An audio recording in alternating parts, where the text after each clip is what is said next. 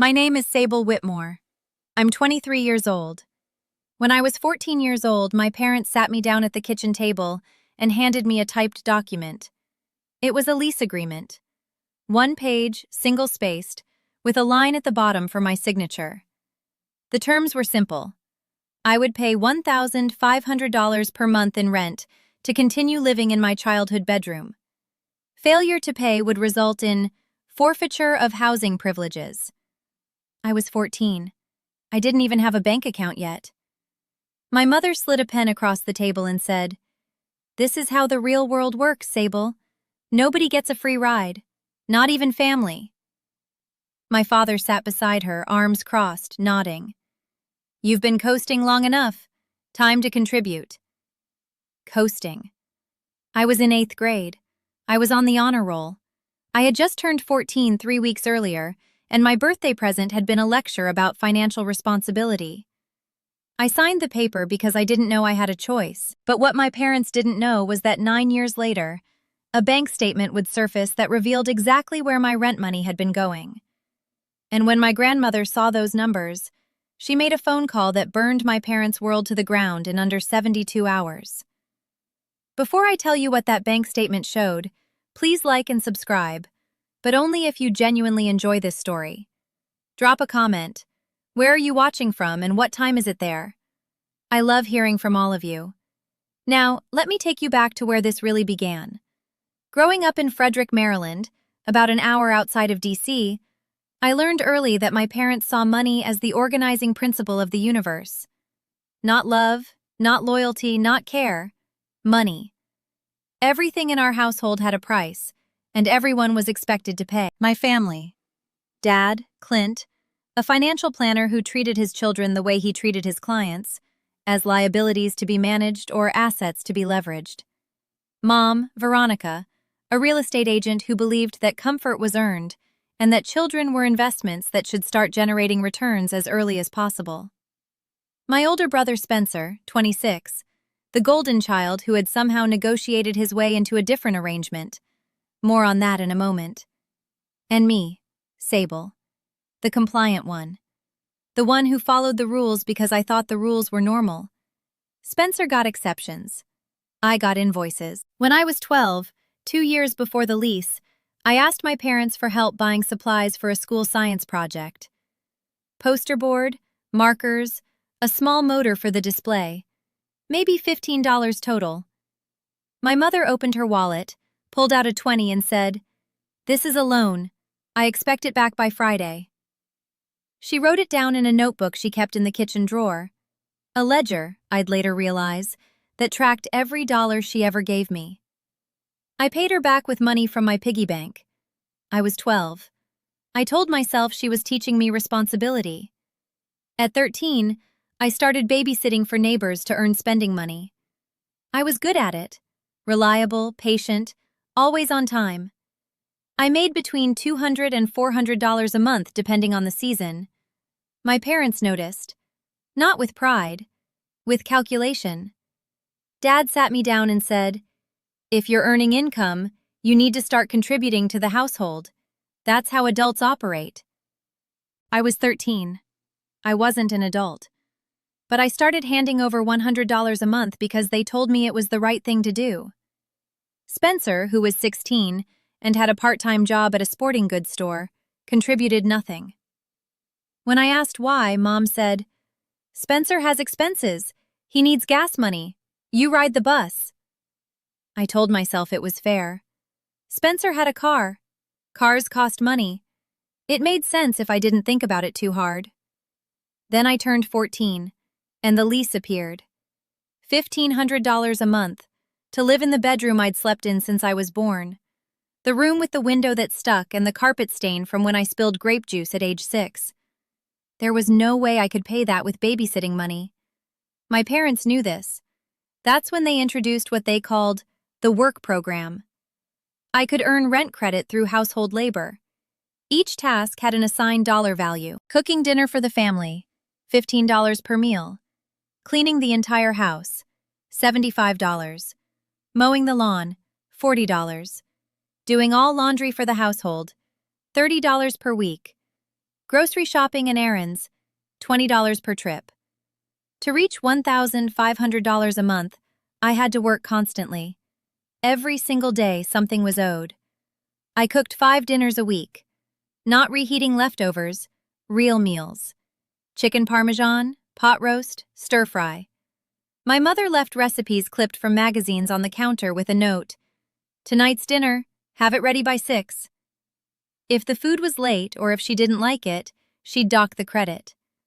I once made a lasagna that took me 2 hours and she said the cheese was overdone and gave me $10 instead of $15. I cleaned the house every Saturday. Not my room, the entire house. Bathrooms, kitchen, living room, hallways, baseboards. My mother inspected it like a hotel manager. She ran her finger along the top of the refrigerator once and showed me the dust. That's not $75 work, Sable. That's $50. I mowed the lawn bi-weekly. I did everyone's laundry. My parents', Spencer's, mine.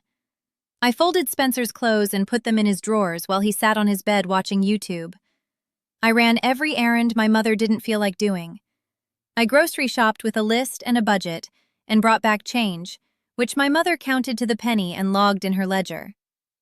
I was 14 years old, going to school full-time, maintaining honor roll grades, and working the equivalent of a 25-hour-a-week job inside my own home just to keep my bedroom. Spencer did nothing. He went to school, worked his retail job, kept his money, and played video games in the room he never paid a dime for. When I once asked, just once, why the rules were different for him, my father said, "Spencer's building his savings for college. You're learning a different lesson." A different lesson. I was learning to be their servant, and they'd found a way to make me thank them for it. I didn't question it. For years, I didn't question it. I thought every family worked this way. I thought I was being prepared for the real world. I thought the exhaustion, the unfairness, the constant feeling of earning my right to exist in my own home was just normal. It wasn't until I turned 17 and got my first real job, hostess at a restaurant, $9.50 an hour, that the arrangement shifted. Now that I had actual income, my parents stopped accepting labor credits. They wanted cash. $1,500 a month, deposited into an account my father had set up at the local bank. He called it the household contribution account. The money went in. I never saw it come out. Between 17 and 18, I deposited $18,000 into that account. Money I earned standing on my feet for 6-hour shifts after school, working weekends, picking up every holiday shift because I couldn't afford to say no. When I graduated high school, I had a 3.8 GPA, $2,200 in personal savings I'd hidden in a shoebox under my bed, and the bone-deep exhaustion of someone who'd been working since she was a child. My parents did not attend my graduation. Spencer had a softball tournament that weekend in Virginia Beach. They went to that instead. Mom left a card on the kitchen counter. It said, "Congrats, Sable. We're proud of your hard work." No cash inside. No personal message. Just a Hallmark sentiment and her signature. I walked across that stage in front of 400 people and looked at 2 empty seats in the 3rd row. I'd reserved them myself. I'd even ironed a dress the night before, hoping they'd change their minds. They didn't. At 18, I moved out. Found a room in a shared apartment near the community college I'd enrolled in, paying my own way, of course.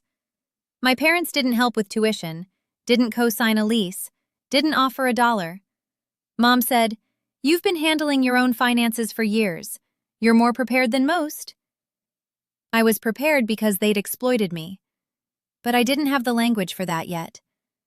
I spent the next 5 years working and studying, earned my associate degree, then transferred to a 4-year university on a partial scholarship, worked full-time through all of it, graduated last spring with a degree in public health administration and $31,000 in student loans that would have been unnecessary if my parents had put even a fraction of my rent money toward my education. But here's the thing about those payments. All that money, $1,500 a month for years, plus the babysitting contributions, plus the cash deposits. I never knew where it went. The household contribution account was in my father's name. I had no access. I never saw a statement. I assumed it went toward mortgage, utilities, groceries, the cost of keeping a family running. I assumed wrong. 3 months ago, the truth came out. Not because someone confessed, because someone was careless. My grandmother, my mother's mother, a woman named Estelle Granger, came to visit my parents for a long weekend. Grandma Estelle was 74, sharp as a blade, and the only person in my family who had ever told me I was working too hard. She used to slip me $50 bills when my parents weren't looking and whisper, "Hide this. Don't tell your mother." During her visit, she was using my father's home office to print a boarding pass for her return flight. The printer was connected to his computer, which was logged into his bank's online portal. When she went to print, the queue spit out something unexpected: a bank statement. The household contribution account.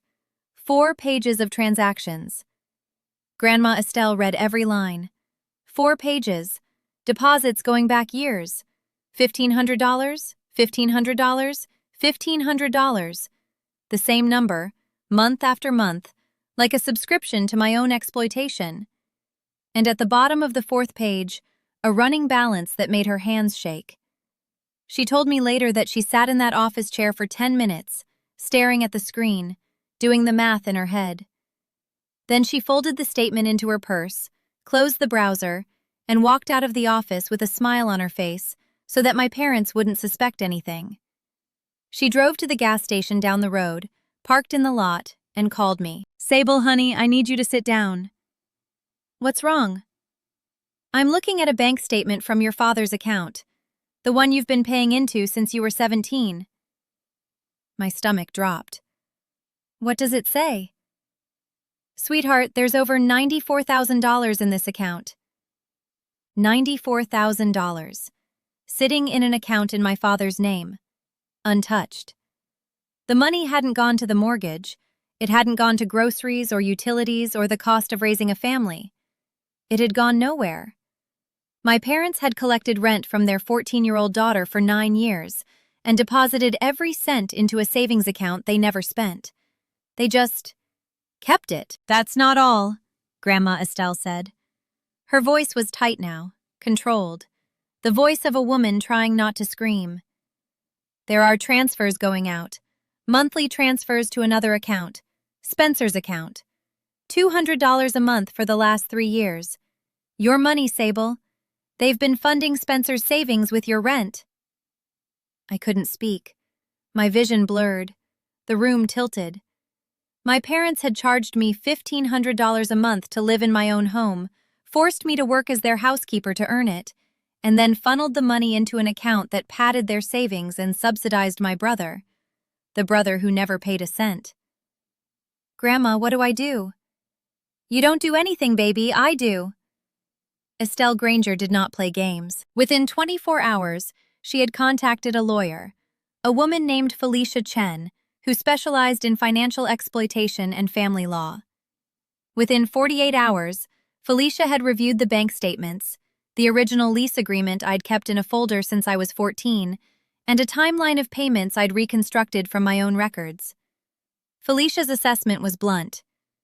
What your parents did may not be technically illegal in every jurisdiction, but it is financial exploitation of a minor. A 14-year-old cannot enter into a binding lease agreement. The labor arrangement constitutes unpaid domestic work in exchange for housing that was legally owed to you as their dependent child. And the diversion of funds to your brother's account without your knowledge or consent is actionable. Grandma Estelle didn't wait for a lawsuit. She made a phone call, to my parents, on a Wednesday evening at 7 o'clock. I wasn't on the call, but Grandma told me every word. "Clint, Veronica, I've seen the bank statement.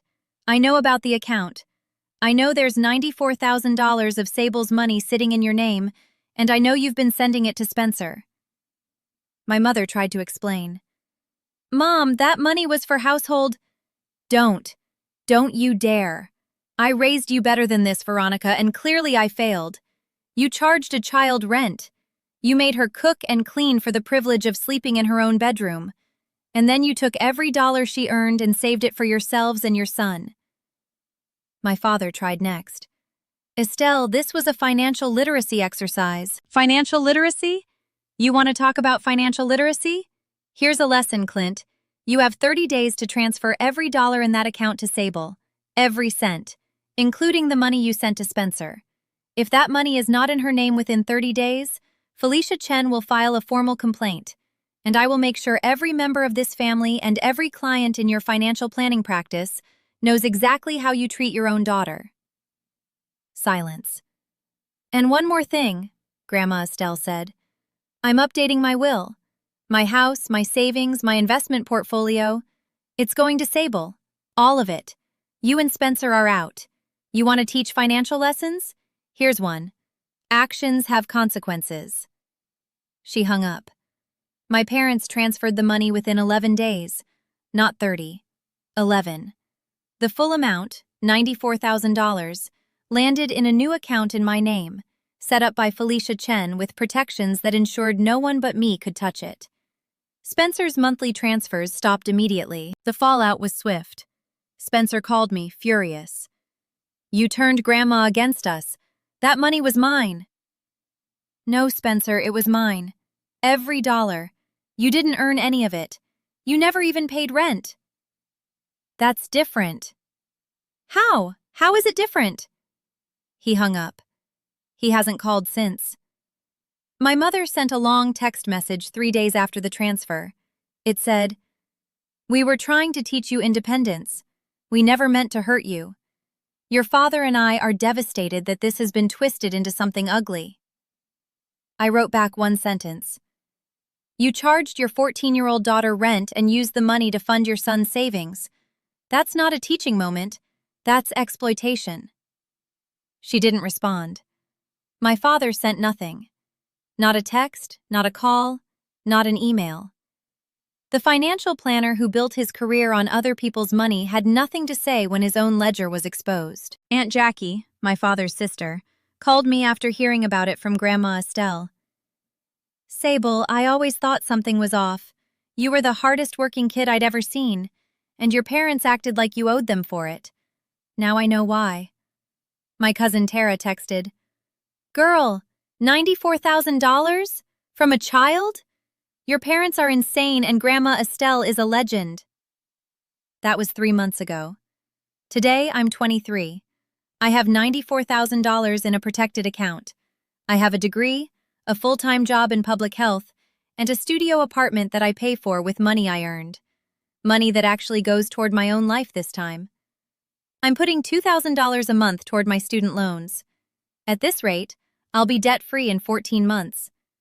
The irony that my own stolen money is now freeing me from debt my parents could have prevented is not lost on me. Grandma Estelle updated her estate plan. Her house in Bethesda, her savings, her investment accounts. Everything is in a trust with me as the sole beneficiary. She told me the total once, over tea at her kitchen table. I won't share the number, but it's enough to change the trajectory of my life completely. Your mother had her chance, Estelle said. Spencer had his. They chose to take from you instead of building you up. I won't make the same mistake. My parents and I are not speaking. I've told them, through Felicia, that I'm open to a conversation when they're ready to acknowledge what happened without euphemisms. No financial literacy exercise. No, we were trying to help. Just the truth. They exploited their daughter and they need to own it. I'm not holding my breath. Some nights I think about that 14-year-old girl sitting at the kitchen table, signing a lease she didn't understand, believing she had to earn the right to sleep in her own home. I wish I could reach back through the years and tell her, this isn't normal, this isn't love, and you don't owe them anything. But I can't go back. I can only go forward, and forward looks different now. If you're watching this and you grew up in a house where love had a price tag, where you were told that family meant labor, that belonging meant paying, that your worth was measured in what you produced, I need you to hear this. You were a child. You deserved safety, shelter, and care without conditions. If the people who were supposed to give you that turned it into a transaction, that is their failure, not yours. You were never a tenant in your own family. You were a kid who deserved to just be a kid. And if no one has told you that before, I'm telling you now. Thank you for staying with me until the end. If this story meant something to you, please like and subscribe. Have you ever discovered that something you were told was normal was actually deeply wrong? I'd love to hear about it. Drop your story in the comments below. Until next time, remember, your worth was never for sale. It never was, and it never will be. And anyone who put a price on it told you everything about themselves and nothing about you.